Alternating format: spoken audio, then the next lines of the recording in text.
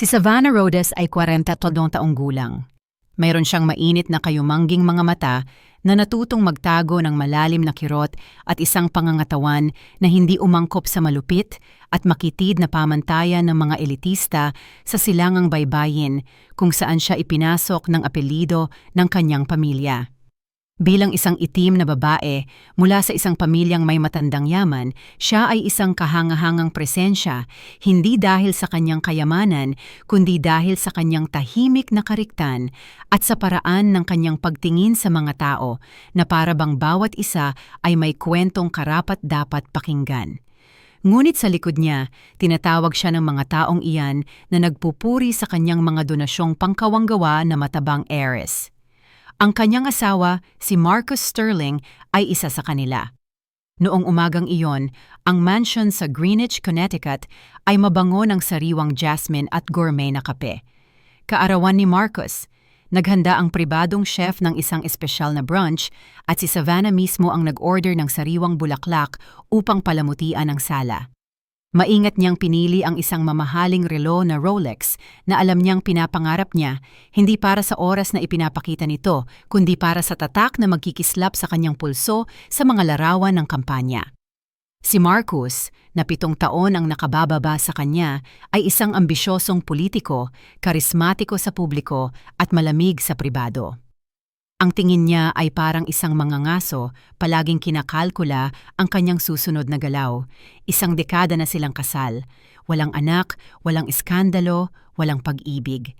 Minsan naiisip ni Savannah kung naging totoo nga ba ang pag-ibig o hinimay-himay lang niya ito sa kanyang isipan na parang panaginip ng isang bahay sa tabing dagat na hindi kailanman natitayo.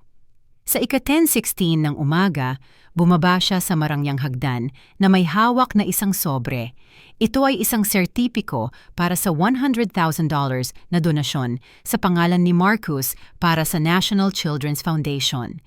Inakala niyang mapapangiti siya nito. Gustong-gusto niyang magmukhang mapagbigay. Higit pa rito, gustong-gusto niyang makita na lumalakas ang kanyang imahe sa social media. Walang tao sa silid-kainan, pero may narinig siyang mga boses sa katabing sala. Tumigil siya dahil sa nakasanayan at nanatiling hindi gumalaw sa likod ng bahagyang nakabukas na pinto. At doon niya ito narinig. "Nakakadiri ang matabang baka na yan, ma," sabi ni Marcus habang tumatawa. "Ang iniintindi ko lang ay ang pera niya. Akala mo ba talaga na nag-e-enjoy akong matulog kasama siya?" Tumigil sa paghinga si Savannah. Si Evelyn Sterling, ang biyenan niya, ay hindi nagpakita ng pagkabigla. Tumugon ang boses niya na para bang kinukumpirma ang isang bagay na halata na. "Magkunwari ka man lang, Marcus. Gawin mo hanggang sa mapamana mo ang lahat ng sa kanya. Pagkatapos noon, alam mo na ang dapat mong gawin. Bilang na ang mga araw ng babaeng iyon sa buhay mo. Gusto mo bang maitabi sa isang katawan na mukhang namuong supot, isang pinyata na puno ng pagsisisi?" Tumawa sila ng may gaan, gaya ng mga taong walang kahihiyan sa kanilang kalupitan. Nangilot si Savannah. Nahulog mula sa kamay niya ang sobre nang walang tunog. Hindi nagbago ang mukha niya, ngunit nanginig ng bahagya ang mga binti niya na para bang biglang bumilis ang takbo ng mundo. Nanatili siyang matatag. Dahan-dahan siyang umatras. Umakyat sa hagdan nang walang ingay ang takong niya at tahimik niyang isinara ang pinto ng silid-tulugan niya na para bang walang nangyari. Hindi siya umiyak, hindi siya sumigaw, hindi niya sila hinarap. Nang gabing iyon, nagsama-sama silang kumain ng hapunan. Ngumiti si Savannah nang masigla at ibinigay ang regalo niya kay Marcus. Pinasalamatan siya ni Marcus sa pamamagitan ng tuyong halik sa pisngi at nagkunwaring masigla. Nagkomento si Evelyn na napakasarap ng alak at iminungkahi na subukan ni Savannah ang diet ng isang kaibigan. Tumatawa silang lahat maliban kay Savannah. Pinanood na lang niya silang dalawa nang may kapanatagan na hindi dahil sa kalmado, kundi dahil sa pagpaplano. Pagkalipas ng hating gabi, mahimbing na natutulog si Marcus sa pangunahing suite habang naglalakad ng nakayapak si Savannah sa buong bahay. Tiningnan niya ang bawat sulok, ang mga likhang sining na pinili niya, ang mga muebles na inangkat niya mula sa Italia, ang grand piano na hindi niya kailanman natutunang tugtugin. Bawat bagay ay tahimik na saksi sa isang buhay na hindi naman talaga kanya. Ito ay isang museo na itinayo upang umangkop sa hulmahan na matagal na siyang pinapahirapan sa paghinga sa loob ng maraming taon. Sa silid pag-aaral, kumuha siya ng isang piraso ng papel at sumulat ng matatag, "Salamat sa pagpapakita ng tunay mong kulay." Nilagdaan niya ito ng walang pangalan. Tinupi niya ang sulat, pagkatapos ay binuksan ang kanyang laptop. Sa loob ng hindi pa man isang oras, nakipag-ugnayan siya sa isang maingat na real estate broker at isang dayuhang mamimili at inilipat ang malaking bahagi ng kanyang kayamanan sa isang bagong account sa Switzerland gamit ang ibang pagkakakilanlan. Matapos ang maraming taon ng pamamahala sa kayamanan ng pamilya, alam niya ng eksakto kung paano maglipat ng pera nang walang iiwang bakas. Pagsapit ng 5:00 ng umaga, nawala na sa kanya ang mansyon. Walang katulong ang nakakita sa kanya nang umalis. Bitbit niya lamang ang isang backpack, mahabang Amerikana, pasaporte, at larawan niya noong siya'y 8 anyos pa at nangangarap na maglibot sa mundo bago siya gawing trophy wife ng kagalang-galang na pangalan. 2 oras ang lumipas, nagising si Marcus. Tinawag niya ang kanyang asawa, nalilito sa kanyang pagkawala. Sinuri niya ang kusina, ang hardin, ang mga banyo. Natagpuan niya lamang siya sa isang piraso ng papel sa unan. "Salamat sa pagpapakita ng tunay mong kulay." Pinilipit niya ang sulat, hindi niya maintindihan. Hindi niya inakala na narinig nito ang kanilang usapan. Inakala niyang isa lamang itong tantrum, isang hangal na impulso, emosyonal na kalokohan. Tinawagan niya ang cellphone nito. Patay ito. Nagpadala siya ng mga text. Walang sagot. Tinawagan niya ang kanyang ina. "Nasaan si Savannah?" "Bakit mo tinatanong ako?" Umalis siya. Nag-iwan lang siya ng sulat. "Salamat sa pagpapakita ng tunay mong kulay." Ano ba ang ibig sabihin niyan? Sa unang pagkakataon, nanindig ang balahibo ni Evelyn. Nang araw ding iyon, nadiskubre ni Marcus na naibenta na ang bahay. Ipinadala ng bumili ang pera ng direkta sa Swiss account. Wala siyang access. Legal, kay Savannah ang lahat ng mga ari-arian, pati na ang mga suit niya. Ang hindi alam ni Marcus ay malapit nang sumabog ang balita sa media. Ang bangkong sangkot sa paglilipat ay hindi sinasadyang nakapaglabas ng pahayag sa isang reporter sa pananalapi na nag-iimbestiga kay Marcus dahil sa katiwalian. Ilang araw na lang bago lumabas ang iskandalo sa pambansang telebisyon. Samantala, nakaupo si Savannah sa isang bus papuntang South Shore na kapitbahayan ng Chicago, isang lugar kung saan walang makakakilala sa kanya. Tumingin siya sa labas ng bintana, kalmado ang kanyang mga mata at tuwid ang kanyang labi. Bitbit niya ang kanyang lumang larawan sa panloob na bulsa ng kanyang Amerikana na parang amulet. At sa unang pagkakataon sa loob ng maraming taon, huminga siya ng walang kahirap-hirap. Wala siyang tiyak na plano o patutunguhan, isang layunin lamang, magsimulang muli mula sa isang lugar kung saan wala siyang halaga upang matuklasan kung gaano siya tunay na nagkakahalaga. Sa balitang panghapon, inanunsyo ng tagapagbalita, ang asawa ng umuusbong na politiko na si Marcus Sterling ay nawala. May mga tsismis na ibinenta niya ang kanilang mansyon at inubos ang laman ng kanyang mga bank account. Sabi ng iba, pagdukot. Sabi ng iba naman, iskandalo sa pag-aasawa. Walang nakakaalam ng sigurado, pero siya ay nakakaalam. Alam niya na ang tunay na pagdukot ay ang buong buhay niya. Alam niya na ang paghamak na nakasuot ng kasal ay wala nang magiging puwang sa kanyang buhay. At alam din niya na malalaman din ng mundo ang tungkol sa isang babaeng tinawag na swerte at matabang dalaga, ngunit ngayon ay determinado ng patunayan na walang mas makapangyarihan kaysa sa isang babaeng hindi na kailangan ng iba para itaguyod ang sarili. Wala sa kanila ang nakahula na sa likod ng tahimik ng ngiting iyon ay may katotohanang mas malaki pa kaysa sa anumang pagtataksil.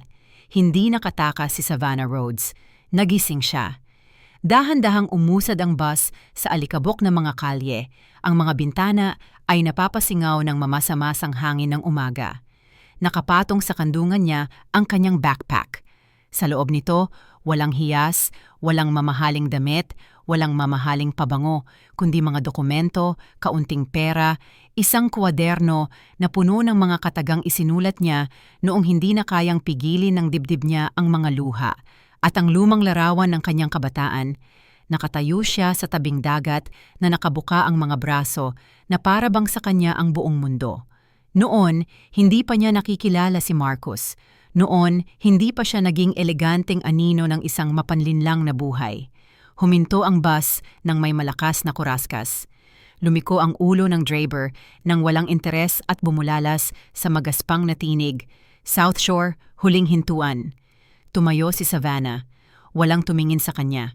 Walang nakakilala sa babaeng 2 araw pa lamang ang nakalipas ay pinalamutian ang mga pabalat ng mga magasin ng moda at mga tampok sa mga pagtitipon para sa kawanggawa.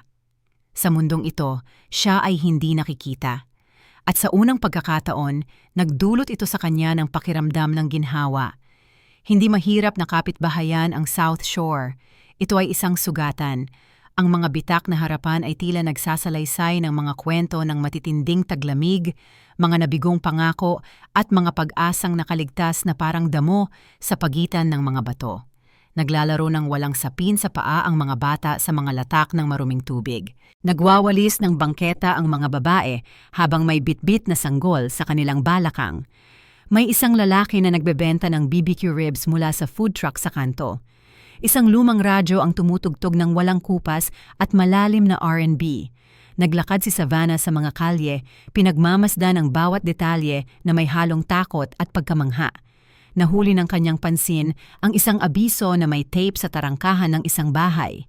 Kuwartong paupahan, banyong pinaghahatian, walang tanong. Kumatok siya sa pinto. Lumabas ang isang babae na nasa kanyang 60 na may kulay tanso at magaspang na balat at maliit na mapag-alinlangang mga mata. May hinahanap ka? Nakita ko yung karatula. Maghahanap ako ng matutuluyan ng pansamantala. Pwede kong bayaran ng paunahan. Tinitigan siya ng babae mula ulo hanggang paa.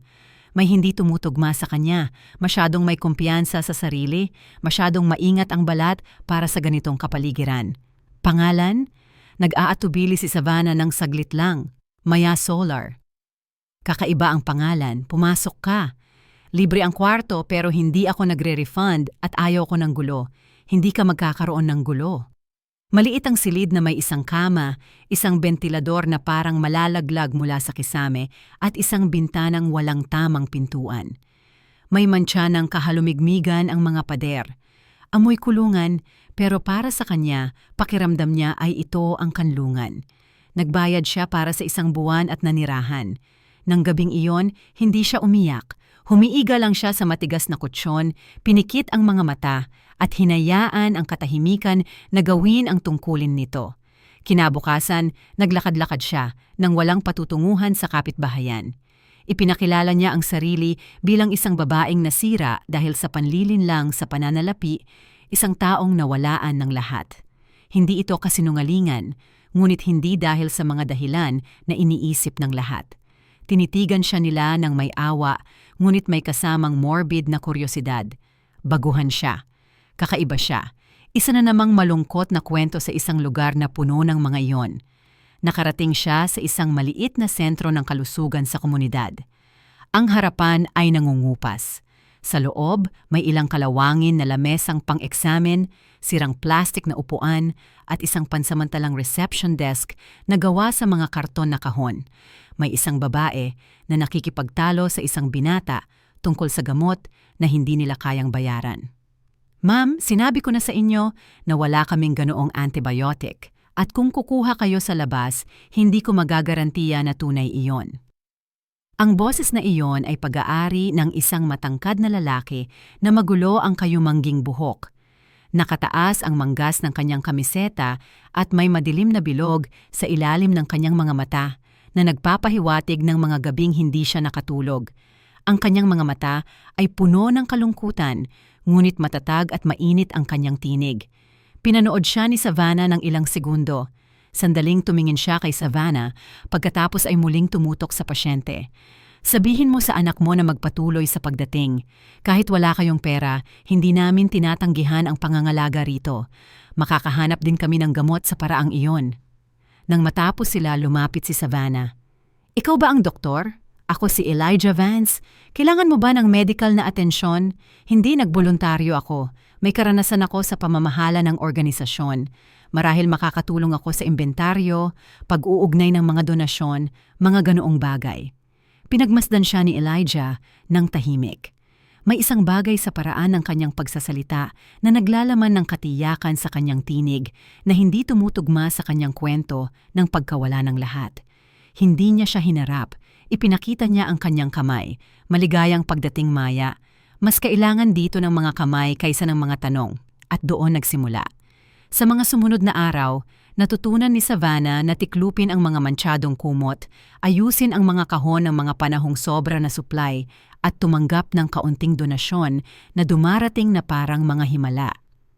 Walang nagtanong tungkol sa kanyang nakaraan. Ang mahalaga lang ay ang kanyang ginagawa sa kasalukuyan. Dito rin sa klinika niya, nakilala si Lena. 8 taong gulang siya, may mapurol na buhok at malalaking madilim na mata na para bang marami na ang alam.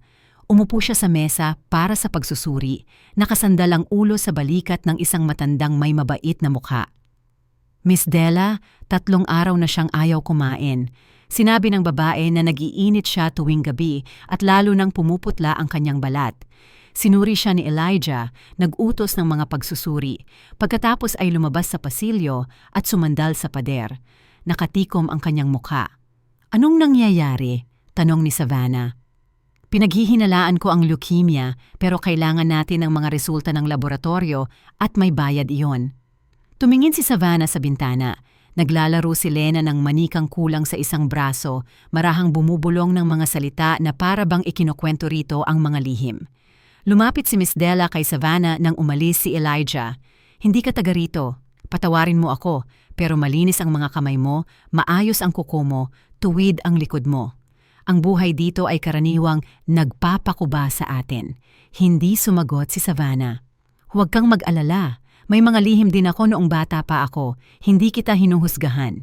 Sinasabi ko lang na kapag ang isang babae ay may tinatagong bagay, kailangang piliin niyang mabuti kung sino ang papayagang makakita sa kanya dahil ang ibang mga mata ay laman lang ang hinahanap at ang iba naman ay kaluluwa. Si Elijah ay ng 2 uri. Tumango si Savannah, may bukol sa lalamunan. Lumipas ang 2 linggo. Naging bahagi si Savannah ng lugar hindi dahil sa alam niya kundi dahil sa iniaalay niya. Oras, pakikinig, dedikasyon. Siya ang nag-aasikaso ng paglilinis, pagtulong at pagbubuhat ng mga kahon. Tuwing gabi, sumusulat siya sa kanyang notebook, isang pangungusap na inuulit ng paulit-ulit. Hindi ako nagkaroon ng oras para sa mga mahihirap hanggang sa ako'y naging isa sa kanila. Isang umaga, habang inaayos ang mga file sa maliit na opisina, tumunog ang telepono. Sumagot si Elijah ng parang walang pakialam, ngunit nagbago ang kanyang mukha nang marinig niya ang pangalan. Sterling? Sigurado ka? At nandyan pa rin ba ang file? Nahulog ang isang kahon kay Savannah. Tinitigan siya nito, hindi nagsalita, ngunit napansin nitong nanginginig siya. Okay ka lang? Tanong nito. Oo, medyo nahilo lang. Bumalik si Elijah sa tawag at tinapos ito nang walang sinabi. Hindi siya nagpaliwanag. Lumabas na lang siya sa likod na patio para manigarilyo. Ramdam ni Savannah ang mabilis na pintig ng puso niya na para bang gusto nitong tumakas sa dibdib. Sterling, ang pangalang iyon ay parang putok ng baril sa kanyang alaala, ang alingaw-ngaw ng lahat ng gusto niyang ilibing. Nang bandang huli, nakita niya siyang nakaupo mag-isa. Lumapit siya. Pwede ko bang itanong kung tungkol saan yung tawag? Nag-atubili si Elijah tungkol ito sa isang pasyente mula sa nakaraan. Isang kaso na akala kong nakasara na. Binanggit nila ang isang pangalan, isa na matagal ko nang hindi naririnig, Sterling. Naramdaman ni Savannah ang kilabot. Kilala mo ba siya? Nag-imbento siya gaya ng maraming beses na niyang ginawa para mabuhay. Hindi na ituloy ni Elijah ang tanong. Pero ang tingin niya rito ay parang isang taong nagsisimulang buuin ang mga piraso ng palaisipan. Hindi nakatulog si Savannah ng gabing iyon. Umupo siya sa kanyang kutsyon, nakabukas ang backpack, hawak ang larawan, at puno ang notebook ng mga pangungusap na lalo pang tumitimbang. Hindi na siya si Savannah, ngunit si Maya Solar ay nagsisimulang bumigay na rin. Sa larong ito ng mga pangalan, kasinungalingan at nakatagong katotohanan, hindi niya alam kung hanggang kailan niya kayang panindigan ang bagong buhay na kakapagsimulan pa lamang niyang buuin. May mga sugat na nagiiwan ng peklat at may iba namang hindi ka hinahayaan huminga. At ang pangalang Sterling ay kabilang sa huli. Hindi ang tanong kung mahahanap siya ni Marcos. Ang tanong ay kung pag nahanap na siya nito, magiging sapat na ba ang kanyang lakas para harapin ito o babagsak ba siya muli sa hindi nakikitang bilangguan na pinagsikapan niyang takasan. Tiningnan ni Savannah ang sarili sa bitak na salamin ng banyong pinagsasaluhan habang hinuhugasan ang kanyang mukha. Malabo at malamig ang tubig at ang maruruming tiles ay sumasalamin sa isang imahe niya na hindi pa niya lubos na nakikilala. Maya Solar. Ang pangalang iyon ay naging parang baluti. Isinusuot niya ito ng may lumalaking kagaanan, bagaman ang isang bahagi niya ay nanlalamig pa rin sa loob. Dahan-dahang lumipas ang mga linggo, ngunit may nagsimulang magbago sa loob niya. Ang payak na pang-araw-araw na gawain, ang tunay na ugnayang pantao, ang kawalan ng pagpapanggap, lahat ng ito ay nagsimulang hubugin ang kanyang puso gaya ng paghuhubog ng apoy sa metal. Hindi na siya palaging iniisip si Marcos. Hindi na niya muling binabalik-balikan ang kasuklam-suklam na katagang iyon na parang saksak na nakabaon sa kanyang alaala. Ngayon, mas iniisip na niya ang ibang bagay. Ang tawa ni Lena, ang pagod sa mga mata ni Elijah, ang matalas na tingin ni Miss Della, at isang ideya na nagsimulang umusbong ng malakas. Ang magtayo ng bago mula sa mga guho, hindi para sa kanyang sarili, kundi para sa ibang mga babae na ginamit, minanipula at pinatahimik din. Si Lena ang naging sentro ng kanyang mundo. Nakakapit ang batang babae sa kanya nang may lubos na tiwala na para bang matagal na siyang hinihintay sa buong buhay nito. Naglaro sila ng mga ragdoll, nag-imbento ng mga kwentong walang katuturan, at nagbahagi ng mga katahimikan na mas maraming sinasabi kaysa sa 1,000 salita. Hindi kailangan ni Savannah na maging biolohikal na ina para maramdaman ang bonding iyon. Sa kaibuturan ng kanyang puso, alam niya na ito ang pag-ibig na 3 beses niyang hindi natamo sa buhay. Naramdaman mo rin bang hindi ka nakikita? Tanong ni Lena sa kanya isang umaga habang nagkakulay sila sa sahig gamit ang makukulay na tisa. "Oo, maraming beses," sagot ni Savannah nang hindi masyadong nag-iisip. "Kung ganon, magkapareho tayo," sabi ng batang babae. "Dahil kapag natatakot ang mga tao, lumalayo ang tingin nila at doon hindi ka na umiiral." Naramdaman ni Savannah ang bukol sa lalamunan. Nagtaka siya kung ilang beses na rin siyang lumayo ng tingin, nakakulong sa kanyang bula ng karangyaan at pagpapanggap, kung ilang beses na niyang nagkunwaring hindi nakikita ang pagdurusa mula sa kanyang sasakyang may armadura. Ang pagsisising iyon ay isang tahimik, palagi ang kasama. Isang mainit na hapon na puno ng musika ang kapitbahayan. Isang perya para sa komunidad ang inorganisa upang makalikom ng pondo. Iminungkahi ito ni Elijah bilang dahilan para malibang ang lahat. Pero si Savannah ang kumuha ng pamumuno. Kumbinsido niya ang mga kababaihan sa kapitbahayan na gumawa ng mga matatamis, gawang kamay at mga damit na pinakniting. Siya ang nag-ayos ng mga lugar, oras at permit. Sa loob lamang ng ilang araw, naging sentrong tauhan siya. "Hindi ko alam kung sino ka noon, Maya," sabi ni Miss Della sa kanya habang magkasama silang kumukuha ng tinapay. "Pero ang ikaw ngayon ay mabuti para sa lugar na ito." Ngumiti si Savannah. Tinigil na niyang itama ang mga tao nang tawagin siya sa bago niyang pangalan. Higit pa ito sa isang pagbabalat kayo. Ito ang bersyon ng kanyang sarili na gusto niyang maging totoo. Sa gitna ng munting muling pagsilang na ito, isang hindi inaasahang alaala ang lumutang. Nakikipag-usap si Elijah sa isang nurse tungkol sa isang lumang file. Nabanggit nila ang isang bagay na nagpabalik ng kanyang sikmura, Evelyn Sterling. Pribadong pasyente ko siya, komento ni Elijah na hindi alam na nakikinig si Savannah sa likod ng kurtina. Tinanggal ako sa trabaho ilang taon na ang nakalipas nang tumanggi akong takpan ang mga ilegal na reseta na ibinibigay nila sa mga pasyenteng adik. Ang anak niya, yung politikong si Marcos, ay nagbanta na sisirain ang karera ko kung magsasalita ako. Naramdaman ni Savannah ang isang kirot. Magkaugnay na ang kwento niya at ni Elijah bago pa man sila magkita. Parehong apelyido, pareho ang korupsyon. Nagsasara na ang bilog nang hindi nila namamalayan. O marahil mas malupit ang tadhana kaysa sa inakala niya. Noong gabing iyon, nang magtapos ang perya, umakyat si Savannah sa bubong ng gusaling tinitirahan niya. Tiningala niya ang kalangitan na puno ng mga bituin at sa unang pagkakataon, mula nang tumakas siya, hinayaan niyang dumaloy ang kanyang mga luha. Hindi ito kalungkutan. Ito ay isang mapait na halo ng pasasalamat at sakit. Buhay siya, malaya siya, ngunit may mga anino pa rin na hindi niya mabubura. Sa di kalayuan, itinapon ni Marcos Sterling ang baso ng kanyang scotch sa pader ng kanyang opisina. Ang kristal ay nabasag ng walang sinumang nangahas na tumingin pataas. Ang kanyang kampanyang pampolitika ay gumuho. May ilang donor na ang iniiwan siya. Nagsisuspetsa na ang media. Hinahanap ng mga mamamahayag ang kahina-hinalang pagbebenta ng mansyon. Ang pagkawala ni Savannah ay naging isang ganap na iskandalo. Hanapin mo siya, utos niya sa pribadong investigador na kanyang inupahan.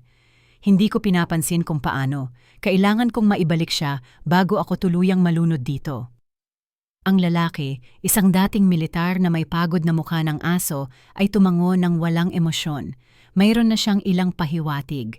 Galaw sa bangko, koneksyon sa telepono, malabong larawan mula sa security camera. Panahon na lang ang hinihintay. Samantala, bumisita si Savannah sa isang lumang abandonadong bodega sa labas ng kapitbahayan. Walang nakabantay sa kanya. Walang naghihinala na lihim niyang binili ang lugar gamit ang bagong pagkakakilanlan. Malinaw ang kanyang plano. Gawing pundasyon ito para sa mga kababaihang biktima ng pang-aabuso. Isang tunay na kanlungan na may mga tagapayo, pagkain, tirahan at tulong legal. Isang lugar kung saan ang iba na katulad niya ay maaring magsimulang muli nang hindi kailangang magsinungaling tungkol sa kanilang mga pangalan. Isinulat niya ang lahat sa isang makapal na notebook. Mga pangangailangan, mga supplier, mga ideya para sa pondo. Tinulungan siya ni Elijah nang hindi nagtatanong ng masyado. Hindi na siya tinitingnan ng may pagdududa, kundi may isang bagay na mas malapit sa paghanga, bagaman ang isang hindi matatawarang kalungkutan ay naninindig pa rin sa kanyang mga mata. Na-misdiagnose na pneumonia ang asawa ko at namatay siya. Inamin niya ito sa kanya isang gabi. Pinatay siya ng pribadong pangangalaga.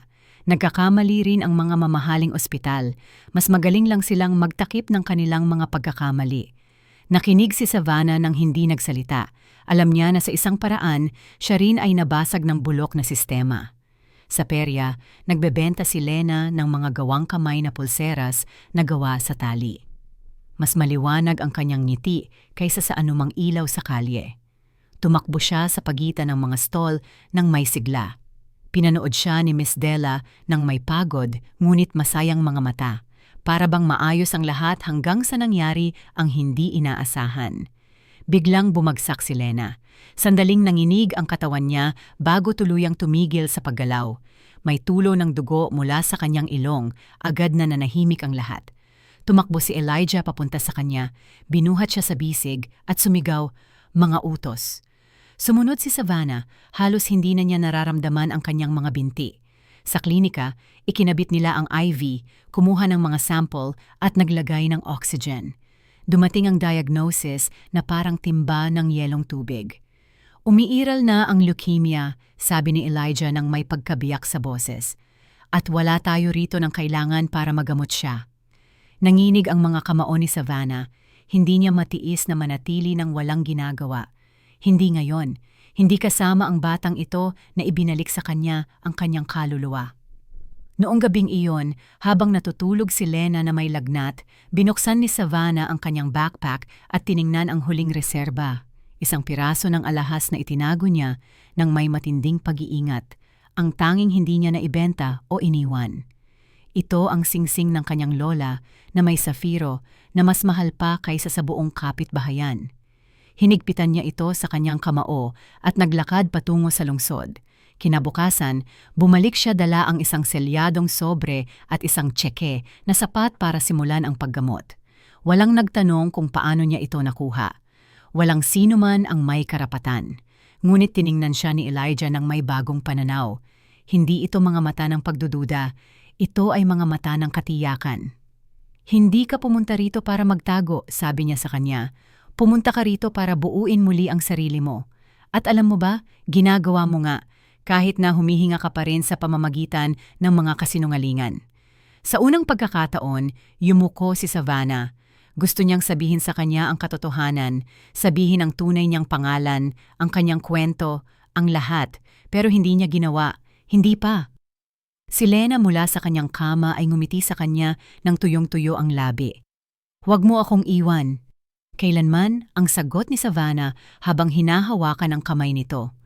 Patuloy na tumatakbo ang orasan, patuloy na naghahanap si Marcus, ngunit hindi na si Savannah ang babaeng nanahimik nang marinig niyang kinikilabutan siya nito.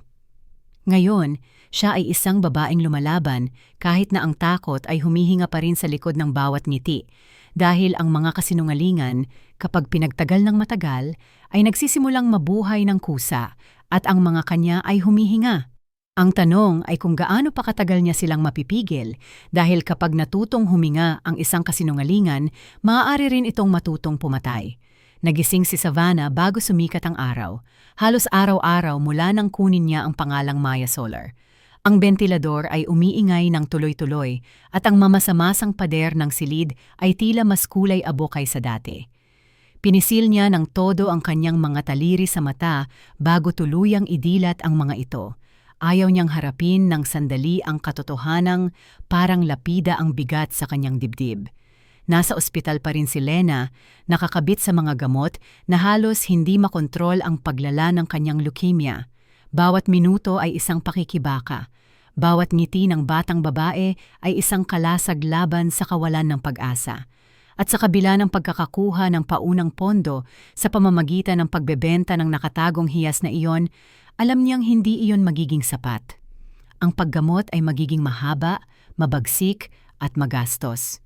Hindi lang sa pera, kundi pati sa kaluluwa. Sa klinika, mas masusing pinagmasdan siya ni Elijah. Ang kanyang mga galaw, ang kanyang mga katahimikan, ang kanyang masusing paraan ng pag-iwas na pag-usapan ang tungkol sa sarili. Hindi na lang paghanga ang nararamdaman niya para sa kanya. May mas nakakabahalang nararamdaman siya, isang kutob, na parabang naglalakad siya sa isang mapa na dati na niyang kilala, ngunit nabura ang mga pangalan. Nagsisimula na siyang maghinala na ang kwentong ikinuwento niya ay isang pinaikli, kinontrol at pinalambing na bersyon. May isang bagay sa loob niya na nagsasabing may higit pa, mas marami pang nakatago sa likod ng malungkot na kalmadong iyon. Noong umagang iyon, habang sinusuri ang imbentaryo ng gamot sa maliit na pansamantalang butika, may binitawang komento si Elijah na hindi aksidente. "Maya, nakatira ka na ba sa ibang bansa?" May accent ka, neutral at edukado. Hindi iyon karaniwan dito. Tumigil siya, lumunok, at mabilis na nag-isip. "Nag-aral ako ng ilang taon sa Europa, tapos nagtrabaho ako sa DC ng sandali, kaya minsan may kakaibang tono ako." Tumango si Elijah nang hindi nagsalita, pero lalo pang tumindi ang pag-aalinlangan sa kanyang mga mata. Makalipas ang ilang oras, bumisita si Savannah sa inabandunang bodega kung saan niya sinimulang planuhin ang pundasyon. Umupo siya sa alikabok sa isang sirang kahon at inilabas ang kanyang kwaderno. Isinulat niya ang isang pangungusap. Ang takot ay isang kulungan na may bukas na pinto. Isinara niya ang kwaderno at malalim na huminga. Doon niya narinig ang yabag sa kanyang likuran. Lumingon siya at naroon si Miss Della na may hawak na supot ng tinapay sa isang kamay at may matalim na tingin sa mukha. Hinahanap kita sa klinika. Tinanong ka ni Lena, sabi niya, nang walang paligoy-ligoy. Tumayo si Savannah, pinapawi ang alikabok sa kanyang mga kamay. Dumaan lang ako para itala ang ilang bagay. Kailangan kong patakbuhin ang lugar na ito bago tuluyang gumuho ang lahat. Inilagay ng nakatatandang babae ang tinapay sa isang kahon. Hindi ka tumatakbo mula sa panlilinlang o pagkalugi. Alam ko iyon mula pa noong unang araw. Hindi dahil sa sinasabi mo, kundi dahil sa hindi mo sinasabi. Hindi ka tumatakbo mula sa pag-ibig, mahal. Tumatakbo ka lang mula sa takot. At ikaw, sino ang kinatatakutan mo? Ang tanong ay lumutang sa hangin na parang makapal na usok. Gusto sanang sumagot ni Savannah pero kulang siya sa salita para sa lahat ng dinadala niya sa loob. Bumulong lang siya, nangangalisag ang boses. Ako. Tumango ang matandang babae. Hindi na niya kailangan pa ng iba. Iniwan niya ang supot ng tinapay, malambing na hinaplos ang balikat ni Savannah at umalis nang hindi nagpaalam. Samantala, sa Manhattan, nakatitig si Marcus Sterling sa kanyang computer na may pinipigil na galit. Sa harap ng kanyang mga mata ay isang larawang kuha ng isang voluntaryo sa isang charity fair sa South Shore. Sa larawan, isang grupo ng mga babae ang nagtitipon sa paligid ng isang puwesto ng pagkain. Sa isang sulok, halos malabo ngunit hindi maikakaila, naroon siya, si Savannah. Mariing tumibok ang puso ni Marcus. Tumayo siya, itinapon ang upuan niya paatras at sumigaw ng utos sa ere. Ihanda ang kotse. Pupunta tayo sa South Shore. 3 oras ang lumipas, ang itim niyang SUV na may tintadong bintana ay dumaan sa alikabok na mga kalye ng kapitbahayan na tila hindi umuugma sa lahat ng nakapaligid dito. Tinitigan siya ng mga tao ng may pag-aalinlangan. May ilang lumipat sa gilid, ang iba naman nagkunwaring hindi nakakita. Papauwi si Savannah mula sa pagbili ng gasa para sa klinika. Nagmamadali siyang naglalakad nang makita niya ang kotse na nakaparada sa harap ng pasukan ng sentrong medikal. Natigil siya ng bigla, nanlumo ang kanyang sikmura. Tumigas ang kanyang dibdib. Makikilala niya ang sasakyang iyon kahit pa mula sa likuran at kahit walang ilaw. Hindi siya nag-isip. Hindi niya ito sinuri. Bigla siyang lumingunot sa takong at naglakad sa kabaligtaran na direksyon, hindi tumatakbo, kundi may eksaktong ritmo ng isang tumatakas na ayaw magmukhang tumatakas. Sumilong siya sa isang eskinita, saka sa isa pa, umakyat sa isang maliit na burol, at nagtago sa likod ng isang sirang pader hanggang sa umandar ang kotse at mawala ito sa kanyang paningin. Hindi siya nakita. Hindi siya nahanap ni Marcus, pero malapit na siya. Sobrang lapit. Hindi siya makatulog ng gabing iyon. Bumalik ang takot na parang matagal ng karamdaman. Nagtanong siya sa sarili kung gaano pa niya kayang panatilihin ang marupok na pirasong ito bago tuluyang gumuho ang lahat. Sa klinika, naghintay si Lena sa kanya na may masiglang mga mata. Ipinakita niya ang isang pulseras na gawa sa pulang sinulid. Para hindi ka aalis, sabi ng batang babae. Ngayon nakatali ka na sa akin. Lumuhod si Savannah sa tabi ng kama. Hinaplos niya ang noo ni Lena. Tali ako sa'yo kahit hindi mo ito isuot sa akin. Malungkot ka ba? Medyo. Bakit? Iniligtas mo ang buhay ko. Pinigil ni Savannah ang kanyang mga luha. Dahil hindi ko alam kung paano iligtas ang sarili ko. Si Elijah, na nakikinig mula sa pintuan, ay naramdaman niyang may nabasag sa loob niya. Hindi na niya matiis ang kawalan ng katiyakan. Hindi basta-basta babae ang babaeng ito. May mga peklat siya na hindi tumutugma sa kanyang inimbentong kwento. Noong umagang iyon, nang natutulog ang lahat, pumasok si Elijah sa maliit na opisina ng klinika at binuksan ang kanyang laptop. Hindi niya alam kung ano mismo ang hinahanap niya hanggang sa nagawa niya ito. I-type niya ang pangalang matagal nang bumabagabag sa kanya mula nang makilala niya si Maya Solar, Savannah Rhodes. Nagbalik ang browser ng daan-daang resulta. Mga larawan sa mga sosyal na pagtitipon, mga pabalat ng magazine, balita tungkol sa kanyang pagkawala, mga artikulo tungkol sa isang misteryosong pagbebenta ng mansyon, mga iskandalong pampulitika, at isang larawan na nagpatigil sa kanya. Ganoong ngiti, ganoong mga mata, ganoong mukha na natutunan na niyang basahin nitong mga nakaraang buwan. Hindi umiiral si Maya Solar. Siya ay isang maskara, isang kasinungalingan. Ngunit totoo ang lahat ng ginawa niya. Ang pagtulong, ang lambing, ang debosyon. Ang babaeng ito na may nakaraang parang nabasag na salamin ay nakapagligtas ng mga buhay. Buhayin niya ang sarili niya at ngayon alam na niya kung sino talaga siya. Si Savannah Rhodes, ang nawawalang asawa ng lalaking nagalis sa kanya sa trabaho, nagpahiya at sumira sa kanya. Nagsasara na ang bilog. Sumandal siya sa kanyang upuan, pinikit ang mga mata. Hindi na niya maaaring magkunwari na hindi niya alam. At ngayon kailangan niyang magpasya kung ano ang gagawin niya sa katotohanang iyon. Dahil ang kapalit ng kaalaman ay ang kapangyarihang lumingon at tumingin sa ibang direksyon. At hindi niya iyon gagawin muli. Nagising si Elijah nang hindi man lang nakatulog. Ang imahe ni Savannah Rhodes sa kanyang screen ay nakaukit sa kanyang isipan na parang paso. Hindi umiiral si Maya Solar. Nasaksihan niya kung paano niya pinagaling ang mga sugat ng iba habang bitbit ang sarili niyang sugat sa hindi matiis na katahimikan. Alam niya na kung haharapin niya siya, wala nang magiging pareho pa.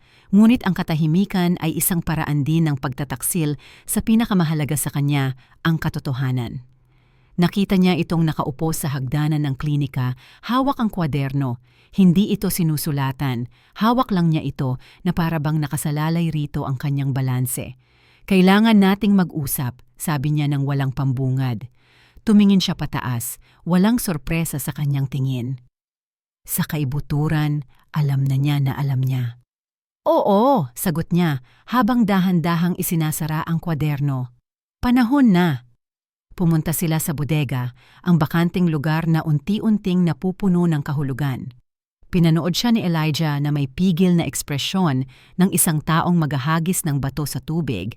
Alam niyang hindi niya mapipigilan ang mga kulubot na mabubuo rito. Bakit ka nagsinungaling? Sumandal si Savannah sa pader. Mahina, ngunit matatag ang kanyang boses. Dahil kung sasabihin ko ang totoo, hahabulin nila ako. Mahahanap niya ako, gagamitin nila ako muli at wala na akong lakas na maging isang magandang bagay na ipinapakita sa isang salaming kahon. Savannah Rhodes, bulong ni Elijah na parabang nasasaktan ang kanyang bibig sa pangalan. Asawa ni Marcus Sterling, nagmamana siya sa isa sa pinakamalalaking kayamanan sa bansa. Naglaho, naging isang pambansang misteryo at isang babaeng wasak. Hindi nila inilagay iyon sa mga headline. Ibinaba ni Elijah ang ulo. Lumapit ito sa kanya, tinitigan siya sa mga mata. Hindi ako nagsinungaling para maglaro. Hindi ko ginawa ito para manipulahin ang sinuman. Gusto ko lang ng buhay na hindi masakit. At nakuha mo ba ito? Malungkot nang ngumiti si Savannah. Minsan kapag tumatawa si Lena, kapag kinakausap mo ako ng walang inaasahan, kapag nililinis ko ang mga sugat ng walang kamera sa paligid, nakinig siya, pero higit pa sa mga salita ang nararamdaman niya, higit pa sa paghatol. Hindi ka duwag. Sa wakas ay sabi niya, matapang kang umalis pero ngayon kailangan mong maging sapat na matapang para bumalik. Bumalik para sa ano? Para sabihin ng malakas ang pangalan mo, para harapin sila, para bawiin ang sayo. Dahil kung hindi mo gagawin, gagawin nila at kakunin nila ulit lahat, tulad ng dati. Tiningnan niya siya ng matagal at may nabasag sa dibdib niya. Samantala, sa DC, sumiklab ang media sa mga headline. Isang hindi pinangalanang ulat mula sa tanggapan ng taga-usig ang lumabas na nagbunyag ng mga dokumento, audio at galaw ng pera na nag-uugnay kina Marcus Sterling at ng kanyang ina, si Evelyn, sa mga kaso ng paglilinis ng pera, maling paggamit ng pondo ng publiko at panunuhol sa mga hukom. Sumigaw ng galit si Marcus sa kanyang mga abogado sa telepono. Hindi lumabas si Evelyn sa silid niya, hindi dahil sa hiya, kundi dahil sa takot. Nang umagang iyon, may dumating na sobre sa pintuan niya na walang return address. Nasa loob nito ang kopya ng binagong sertipiko ng kapanganakan at isang liham na may nakasulat na hindi mabubura ang katotohanan. Hindi na kailangan pa ni Evelyn ng iba. Ang nakaraan na inilib siya sa pamamagitan ng katahimikan ay bumabalik upang humingi ng katarungan. Sa isang kilos ng pagkadismaya, ginawa niya ang isang bagay na matagal na niyang hindi nagawa. Tinawagan niya si Elijah. Natanggap niya ang tawag sa klinika. Halos hindi na makilala ang boses niya. "Elijah, kailangan kitang kausapin. Ikaw lang." Nag-aatubili si Elijah ngunit pumayag siya. Nagkita sila sa isang pribadong hotel na malayo sa mga kamera. Kitang-kita ang pagtanda ni Evelyn sa loob lamang ng ilang linggo. Wala siyang suot na alahas o makeup, tanging mga madilim na bilog sa ilalim ng mata, panginginig, at takot sa kanyang mga kamay na siyang sumisira sa kanyang pagtatago. "Hindi ako nandito para ipagtanggol ang sarili ko," sabi niya nang hindi tumitingin sa kanya. "Alam ko ang ginawa ko, pero kailangan mong malaman ang isang bagay. Hindi anak ko si Marcos," kumurap si Elijah. "Anong sinasabi mo? Hindi kami kailanman makapagkaanak ng asawa ko. Ninasa ako ng isang lalaki noong ako'y 18. Tiniis ko ito. Nagkunwari akong siya ang tunay na ina. Pinalaki ko ang batang iyon na para bang hindi ko natandaan kung paano siya napunta sa buhay ko." Naramdaman ni Elijah na naging mabigat ang paligid. "At hindi mo kailanman sinabi sa kanya?" "Hindi. Hanggang ngayon, dahil siya ay nagiging ganoong lalaki at hindi ko ito maaaring hayaan." May mahabang katahimikan. Pagkatapos ay inabot ni Evelyn ang isang maliit na kahon. Nasa loob nito ang mga litrato, mga dokumento at isang selyadong sobre. "Lena, yung batang iyon, ano ang pangalan ng ina niya?" "Namatay siya sa panganganak. Hindi siya nakalista sa opisyal na talaan. Tingnan mong mabuti. Yung batang iyon ay maaaring apo niya. May mga pagkakataon. Wala akong kasiguraduhan pero may mga petsa, mga detalye. Maaaring may anak na babae ngayon, ang anak ng lalaking nang abuso sa kanya, at ang batang iyon ay kasama nila." Umalis si Elijah sa lugar na iyon na para bang may dalang bangkay. Hindi niya maintindihan kung paano pagdugtong-dugtongin ang lahat ng piraso, pero may nagsasabi sa kanya na mas malapit na ang katotohanan kaysa sa inaakala niya. Nang gabing iyon, naghihintay si Savannah sa kanya sa bodega. Naglilinis siya, nag-oorganisa at nagpapalipas oras. Pero nang makita niya ang mukha nito, alam niyang may dala itong higit pa sa masamang balita. Ano ang nangyari? Sinabi niya sa kanya ang lahat tungkol kay Evelyn, tungkol kay Marcos, tungkol sa posibilidad kay Lena. Nanatili siyang tahimik pagkatapos ay lumakad siya patungo sa bintana at nagsalita nang hindi tumitingin sa kanya. "May sasabihin din ako sa'yo." Nilunok ni Elijah ang kanyang laway na may sakit ako. Amyotrophic lateral sclerosis, ALS. Na-diagnose ako 1 taon na ang nakalipas, kaya umalis din ako. Ayaw kong mamatay na napapaligiran ng mga taong iiyak lang tungkol sa mana ko. Hindi alam ni Elijah ang sasabihin. May ilang taon pa akong natitira, baka buwan na lang kung maswerte ako, pero gusto kong magkaroon ng kahulugan ang panahong iyon. "Magkakaroon," sagot niya, basa ang mga mata. "Itatayo natin ang pundasyong iyon. Mag-iiwan tayo ng isang bagay na magtatagal kahit wala ka na." Yumakap siya sa kanya ng unang beses ng walang takot, na para bang ang pagdikit sa kanya ay makakapagpapatibay sa kanyang katawan sa mundong ito na malapit ng sumuko sa kanya.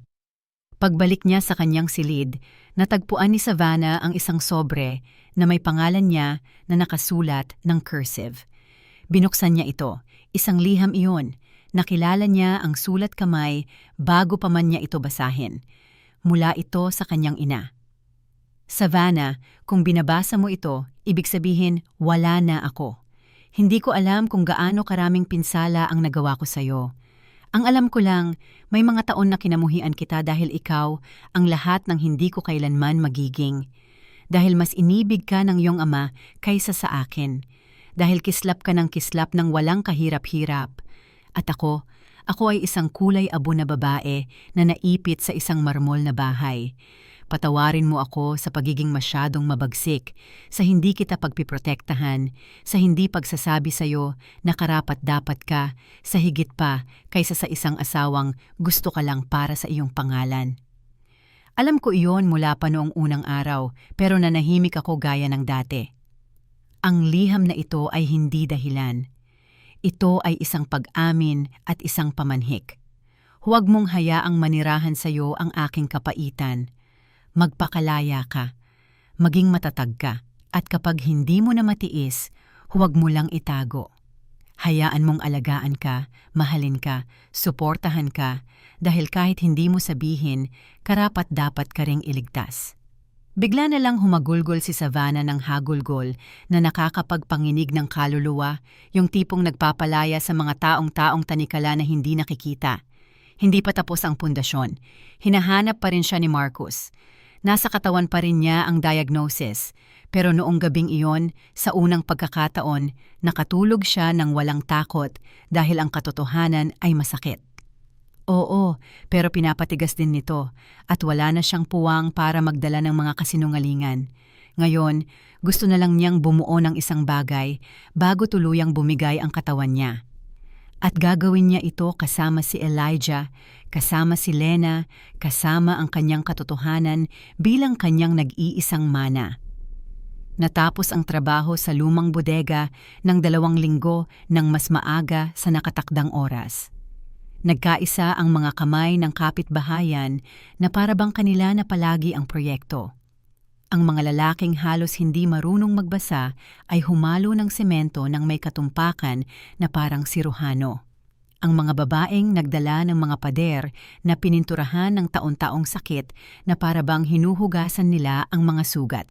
Bawat ladrilyo, bawat tile ay may dalang kwento. Mga kwentong hanggang noon ay walang gustong makinig.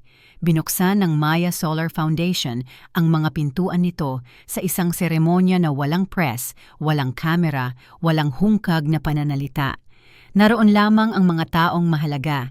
Si Lena, na manipis na ang buhok dahil sa chemotherapy, ang nagdala ng gunting para putulin ang laso. Si Elijah, na malabo ang paningin, ay hinawakan ang kamay ni Savannah habang malalim siyang huminga na para bang bawat paghinga ay isang akto ng paglaban sa kamatayan. Natapos na ni Savannah ang mga legal na papeles, ilang linggo na ang nakalipas. Lahat ng natitirang ari-arian, account, pamumuhunan at shares niya ay nailipat na sa pangalan ng pundasyon. Wala nang kahit isang hiyas, wala nang kahit isang ari-arian ang nananatili sa sarili niyang pangalan. Ang lahat ng minsang naging simbolo ng pang-aapi ay magiging kasangkapan ng kaligtasan. Dahan-dahang naglakad si Savannah sa mga pasilyo ng bagong gusali, sa mga puting pader, sa mga mural na pininturahan ng mga batang kapitbahay, sa mga bakanteng silid konsultasyon na naghihintay ng mga pasyente. Malalim ang nadama niya sa lahat ng ito. Hindi lang isang gusali ang lugar na ito. Ito ang kanyang pamana, ang kanyang pagtubos. Makalipas ang ilang araw, sa anino ng isang sulok ng pasilyo, lumitaw si Evelyn. Walang nakakita sa kanyang pagdating. Simple ang suot niya, walang makeup o singsing. Namamaga ang kanyang mga mata at nakayuko ang kanyang katawan na para bang matagal na niyang hinihila ang isang sisi na sa wakas ay naging masyadong mabigat. Natutulog si Lena nang pumasok si Evelyn sa silid niya. Umupo siya sa tabi ng kama at medyo magaspang na hinaplos ang kamay ng dalaga. Nagbulong siya ng mga salitang tila para sa sarili kaysa sa dalaga. Pagkatapos ay umalis siyang tahimik, ngunit naghihintay si Savannah sa labas. "Alam kong darating ka," sabi niya. Tumungo si Evelyn. "Hindi ako dumating para ipagtanggol ang sarili ko. Nandito ako para humingi ng iyong kapatawaran, hindi para kay Marcus. Pinili na niya ang kanyang landas. Nandito ako para humingi ng kapatawaran para sa sarili ko, sa pagiging kasabwat, sa pananahimik." Hindi nagsalita si Savannah ng ilang segundo. "At inaasahan mong patawarin kita?" "Hindi. Pakinggan mo lang ako." Pagkatapos magsalita ka, pinanood kitang unti-unting naglaho sa loob ng mga taon. Naging isang bagay kang napaka-perpekto. Imposibleng makita ka. Hindi ka nakikita, Savannah. Hindi nakikita tulad ng buong buhay ko. Ginamit ako, minanipula, pinilit ding manahimik, at ikaw ang salamin ko. Kaya kinamuhian kita dahil pinaalalahanan mo ako sa lahat ng hindi ko nangahas gawin. Lumapit si Savannah, hindi para yakapin siya, kundi para titigan siya ng diretso sa mata. "Naririnig kita, pero hindi kita pinapatawad sa ginawa mo sa akin. Pinapatawad kita sa ginawa mo sa sarili mo." Pinalaya ni Evelyn ang mga luha na matagal niyang pinigilan sa loob ng dekada. Sa telebisyon, si Marcos ay balita, hindi na bilang politiko, kundi bilang isang suspek. Lumitaw ang kanyang larawan sa mga ulat tungkol sa korupsyon, paglilinis ng pera, at ugnayan sa mga network ng pagbebenta ng impluensya.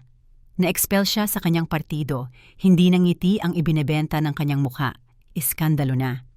At pagkatapos, bilang huling paraan, lumitaw siya sa harap ng pundasyon. Pinanood siya ni Savannah mula sa ikalawang palapag. Wala siyang naramdamang takot o galit.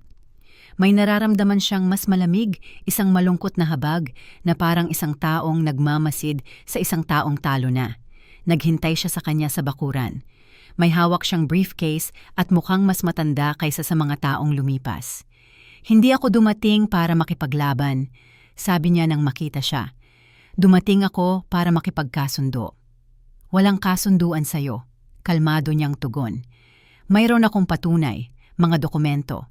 Maaari kitang patalsikin dahil sa isang pampublikong kasinungalingan.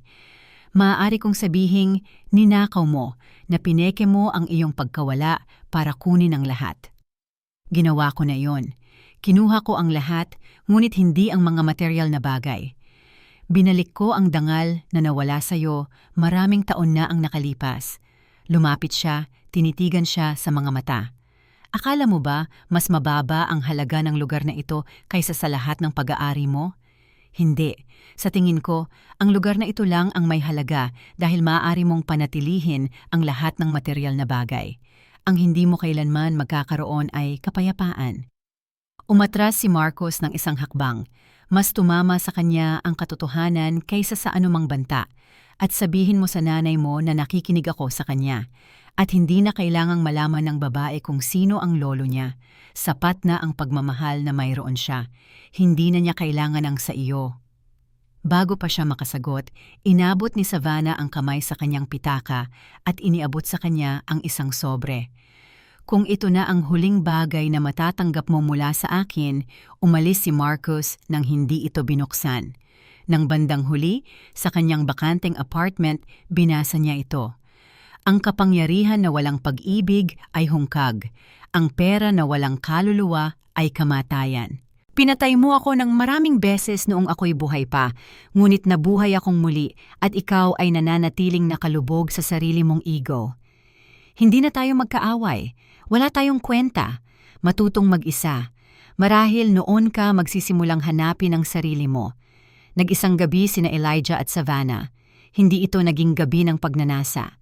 Ito ay gabi ng katotohanan. Nakatulog sila sa iisang kama, nakikinig sa paghinga ng isa't isa na parang dalawang naliligaw na humahawak sa isa't isa sa gitna ng karagatan. Natatakot ka ba? Tanong niya. May kapayapaan ako na hindi pareho sa kawalan ng takot, pero sapat na. Mahal kita. Hindi siya sumagot ng mga salita. Hinigpitan niya ang kamay ni Elijah at inilagay ito sa kanyang dibdib. Kinabukasan, umalis si Elijah para kumuha ng kape. Nang bumalik siya, natagpuan niya itong natutulog na nakangiti, ngunit hindi na ito humihinga. Lumapit siya, hinawakan siya at alam niyang wala na siya. Hindi agad siya sumigaw o umiyak. Naupo na lang siya sa tabi nito at hinawakan ng kamay hanggang sa tuluyang sumikat ang araw. Sa mesa ay may mga sobre na may nakasulat na mga pangalan. Isa para kay Elijah, isa para kay Lena, isa para kay Miss Della, isa para kay Evelyn. Ang tala ni Elijah ay nagsasabing, "Huwag kang umiyak para sa hindi nangyari. Magpasalamat ka sa nangyari. Iniwan ko sa iyong mga kamay ang buhay na gusto ko para sa akin. Huwag mong hayaan ang sinuman na pagdudahan ang iyong liwanag dahil pinatnubayan mo akong kumislap kahit sa kadiliman." Ang tala ni Lena naman ay nagsasabing, "Tinuruan mo ako na ang isang ngiti ay makapagpapagaling ng higit pa kaysa gamot. Ipangako mo sa akin na isusulat mo ang kwento mo dahil kailangan ng mundo na malaman ang tungkol sa isang batang babae na tinalo ang takot." Nagpatuloy na tumindig ang Maya Solar Foundation. Lumago ito, naghilom ito, nagbigay ito ng yakap. At sa isa sa mga pangunahing pader nito, isang mural na may ngumingiting mukha ni Savannah ang nagpapaalala sa lahat na ang ilang kababaihan, kahit na mamatay man, ay hindi kailanman tuluyang mawala. Dahil ang nagbabago sa mundo ay hindi pera, kundi ang katotohanan at ang pag-ibig na nabubuo mula rito. Hindi alam ni Elijah kung gaano katagal siyang nanatili sa tabi niya. Marahil 1 oras, marahil 2. Para bang huminto ang mundo sa simpleng kwartong iyon kung saan siya na may payapang katawan at ngiting nanatili pa rin, ay nagpasiyang umalis nang walang dramatikong pamamaalam, walang ingay, walang takot.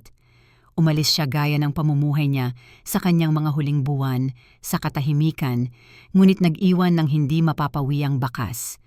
Walang libing sa marmol na sementeryo, walang misa na may mga chandelier, walang huwad na talumpati mula sa mga politiko. Pinasunog ang kanyang katawan ayon sa kanyang hiling at ang abo niya ay iniwasak sa hardin ng Maya Solar Foundation, sa mismong lugar kung saan nila itinanim ang isang batang punong almendro na ipinangako ni Lena na didiligin tuwing umaga. Mabilis na kumalat sa kapitbahayan ang balita ng kanyang pagkamatay. Umiyak ang mga babae sa tarangkahan, nanatiling tahimik ang mga bata at ilang araw na hindi nagsalita si Lena. Naglakad si Elijah na parang automatikong ginagawa ang lahat, ngunit hindi siya tumigil. Kailangan magpatuloy ang mga bagay-bagay. At nangako siya sa sarili na hindi niya hahayaan na maentera ang kwento niya sa puting kwartong iyon. Si Lena ang nakadiskubre pa ng higit pa. Ilang linggo ang lumipas, sa isa sa mga drawer ng mesa ni Savannah, natagpuan niya ang isang maingat na tinatalian na manuskrito na may parehong malinaw at matibay na sulat kamay na ginamit niya sa mga tala sa klinika. Ang nakasulat kamay na pamagat ay, "Sinabi ng asawa ko na kinikilabutan siya sa akin." Nagsimula ang prologo. Hindi ito ang kwento ng isang babaeng pinabayaan, kundi ng isang babaeng natutong talikuran ang sarili upang mapasaya ang mundo at isang araw ay nagising. Binasa ito ni Elijah sa loob ng isang gabi. Nang matapos niya, alam niya kung ano ang kailangan niyang gawin. Makalipas ang ilang buwan, nailathala ang libro ng isang independenteng publisher. Walang nakapaghanda sa kung ano ito lalago. Naging viral ito, una sa social media, pagkatapos ay sa tradisyonal na media. Binili ito ng mga kababaihan ng tahimik, ibinahagi ito ng may luha sa kanilang mga mata, binulong-bulong tungkol dito sa mga pagpupulong sa kapitbahayan, at sinuri ito sa mga unibersidad. Ang kwento ni Savannah ay hindi lang tungkol sa isang asawang niloko. Ito ay tungkol sa bawat babaeng nakaramdam na hindi siya sapat. Sa mga panayam, lumalabas si Elijah para pag-usapan ang proyekto ng pundasyon. Hindi siya kumuha ng kahit isang halimuyak para sa libro. Ang lahat ng kita ay inilaan para sa pagbubukas ng mga bagong sangay ng Maya Solar Foundation sa ibang mga rehiyon. Malinaw ang ideya, walang babaeng dapat maglaho para mabuhay muli. Si Lena ang nagbigay ng pangalan sa ikalawang lokasyon. Tinawag niya itong bahay ng muling isinilang. Maliit ito, payak, ngunit puno ng buhay. Siya mismo ang nagpintura sa isang pader ng katagang iniwan ni Savannah sa kanyang liham. "Pangako mong isusulat mo ang iyong kwento." At ginawa nga niya, nagsulat si Lena. Naglathala siya ng aklat pambata na hango sa kanyang mga karanasan kung saan tinalo ng isang batang babae ang halimaw ng mga abong araw gamit ang isang ngiti at isang pulang pulseras. Inimbitahan siya sa mga perya ng libro. Nagbigay siya ng mga panayam. Palagi niyang binabanggit si Savannah na parabang buhay pa siya at para sa kanya, buhay nga siya. Nagpatuloy si Elijah bilang direktor medikal ng pundasyon. May mga araw na ang bigat ng kanyang pagkawala ay bumabagsak sa kanya na parang bato.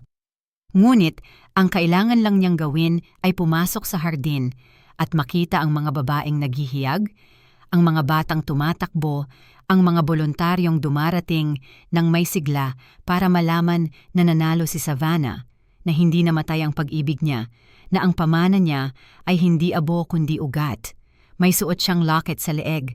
Sa loob nito ay isang hibla ng buhok na ibinigay niya bago siya mamatay, kasama ang isang sulat na nagsasabing, "Kapag nagduda ka sa sarili, hipuin mo ito. Narito ang bahagi ng akin na hindi kailanman aalis." Hindi niya ito kailanman binuksan sa publiko, kundi sa mga nag-iisang gabi kapag sumasakit ang katahimikan. Nagbago rin si Evelyn. Wala ni isa man ang naniwala noon, pati siya mismo. Ngunit nagbago siya. Nagsimula siyang bumisita sa mga tahanan para sa mga kababaihang mahihina. Naging isang anonimong boluntaryo siya sa isang sentro para sa mga biktima ng pang-aabuso. At sa hindi inaasahan, ipinagkaloob niya ang lahat ng kanyang mga ari-arian, bahagi at mga account sa Maya Solar Foundation. Naglaho siya sa mata ng publiko. Hindi na muling narinig pa ang tungkol sa kanya. Sabi ng iba, pumasok siya sa isang kumbento. Sabi ng iba naman, lumipat siya sa ibang bansa. Ang totoo, hindi na naging kasing kahulugan ng kapangyarihan ang kanyang pangalan at naging isang tahimik na anino na hindi na naghangad pang kontrolin ang anumang bagay. Si Marcos naman tuluyan ng bumagsak. Nawalan siya ng lahat, kayamanan, reputasyon, mga kakampi.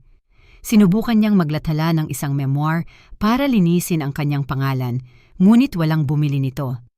Unti-unti siyang nalimot, gaya ng karaniwang nangyayari sa mga lalaking nagtayo ng imperyo na puro kasinungalingan lamang. Minsan nakita siya ni Elijah sa isang cafe sa lungsod na mag-isa, magulo ang itsura at tila naliligaw ang tingin. Hindi siya lumapit. Wala siyang sinabi. Iniisip na lang niya ang isinulat ni Savannah sa huling liham na iyon. Hindi na tayo magkaaway. Wala na tayong kwenta. 1 taon matapos ang kanyang pagkamatay, nag-organisa ang pundasyon ng isang espesyal na seremonya sa kanyang pangalan. Dumating ang mga tao mula sa iba't ibang lugar. Mga babaeng nakabasa ng kanyang libro na nakatakas mula sa mararahas na tahanan, na nailigtas mula sa trafficking, na gumaling ng tahimik dahil sa kanyang kwento. Nagsalita sila ng malakas, ng walang hiya, ng walang takot. Sa pagtatapos ng kaganapan, kumuha ng mikropono ang isang babae at sinabi, "Hindi ako nakikita hanggang sa nabasa ko ang kanyang kwento. Hindi namatay si Savannah.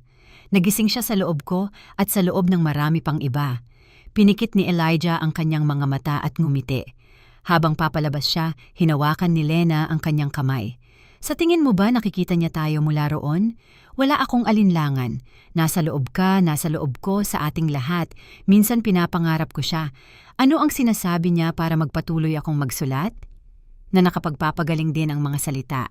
At sumulat si Lena ng isang